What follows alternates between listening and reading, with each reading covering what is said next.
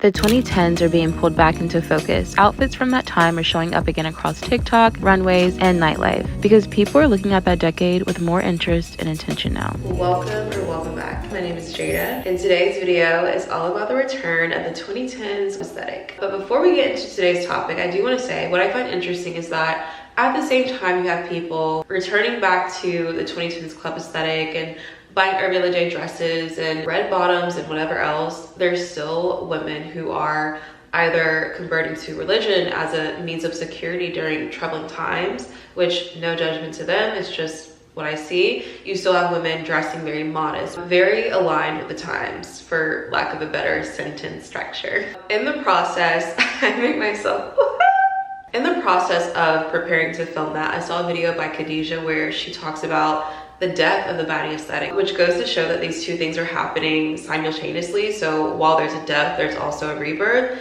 and it's fascinating to say the least. I also want to say I'll be putting out a lot of the return of this is back. You are not obligated to follow. And I also don't want any of my videos to come across as this is the new trend, so hop on the bus to the next one or get left behind. Like, this is not that type of video. It's really just commentary, so please don't think that I'm saying we're gonna follow these trends now and this is what's cool, this is what cool people are doing, this is just what people are doing in general, and I'll talk about it. But anyway, why is the club aesthetic returning? I would honestly consider these points to be pieces of evidence, so that's what we're going to call them today. The first piece of evidence is that 2010s fashion is being rewatched and reblogged. People are pulling old Pinterest boards, Tumblr posts, and rewatching shows like Pretty Little Liars, Gossip Girl, and The Carrie Diaries, which I've yet to see 2 of those shows. This is leading to a visual revival in my opinion. I also think that the 20-year nostalgia cycle is speeding up, which I could blame on so many things or so many reasons why that is. And although it hasn't even been 15 years, to younger people, the 2010s feels like a totally different era. Gen Z and late millennials want to reference what they grew up with. I honestly feel like they do this also because it feels familiar, but now they can afford to replicate it with more intention. The next piece of evidence is the Y2K trend, I think, became oversaturated so quickly, which is to be expected because it's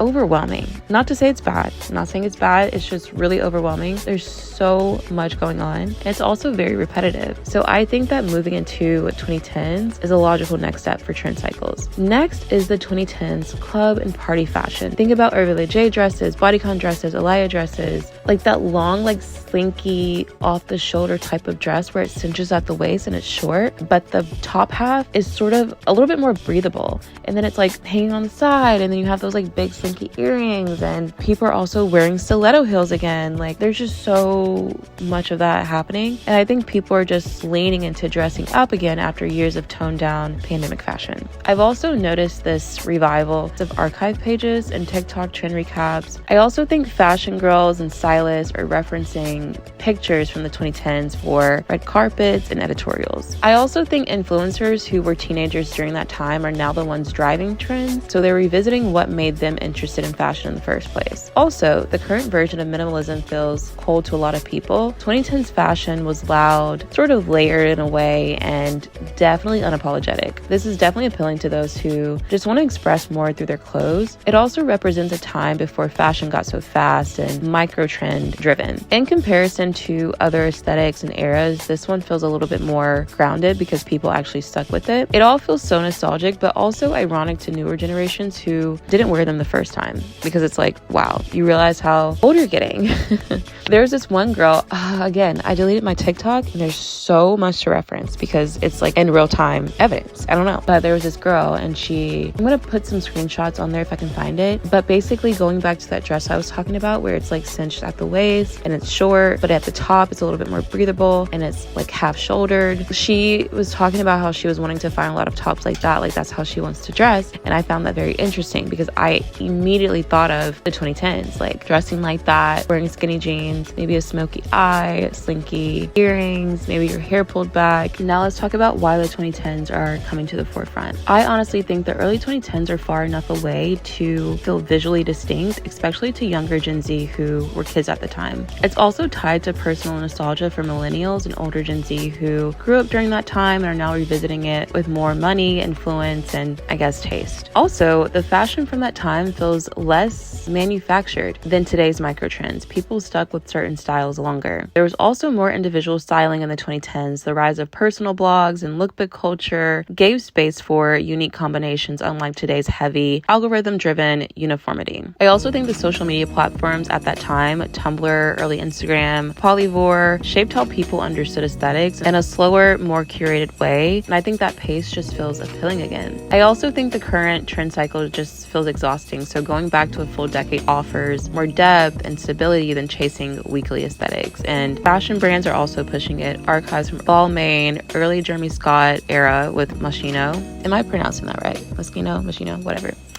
And even 2010s, Balenciaga are being referenced or sold again. Celebrities and influencers are also referencing their own older looks, which definitely helps revalidate that time for their audience. I also think post-pandemic fashion leaned heavily into basics and minimalism. The 2010s offered more variety, metallics, patterns, structure, and people are ready for more visual interest. A lot of people also missed out on dressing up during their late teens or early 20s because of the pandemic, so the 2010s represent a time where going out outfits mattered more and felt exciting. People are also just bored with Y2K. It became watered down and overused. So fashion is moving forward into the next closest period that hasn't been fully revived yet. Editing Jada here, and I'm back with more points because I just recently finished watching Being Mary Jane for the third time, I believe. The last time I watched Being Mary Jane, I was in high school, and I was gonna say I was probably too young to be watching that show, but now that I think about it, that was a very preparatory show for me going into college and also being a young Black woman, because in the show it covers racial injustice and workplace discrimination and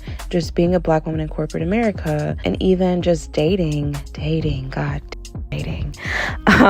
I say that because she was going through it. This show aired in 2013, and even though she played like an older, I'm not gonna say like she's old, but older than me, she was like late 30s, early 40s, so the fashion was a little bit different than what I would wear at that time. But in terms of what's resurfacing now, she wore bandage dresses, Hervé Leger, red bottoms, Birkin, skinny jeans, leather skinny jeans, flowy tops, slinky earrings, like even the hairstyles, the music. Like, I loved watching it, not just for the plot obviously, which was really good, but like just that time period. Something about it felt so cozy and natural, even through a fictional TV show. With that being said, this is the end of this video. I really hope you guys liked it, and I'll see you guys next time. Bye.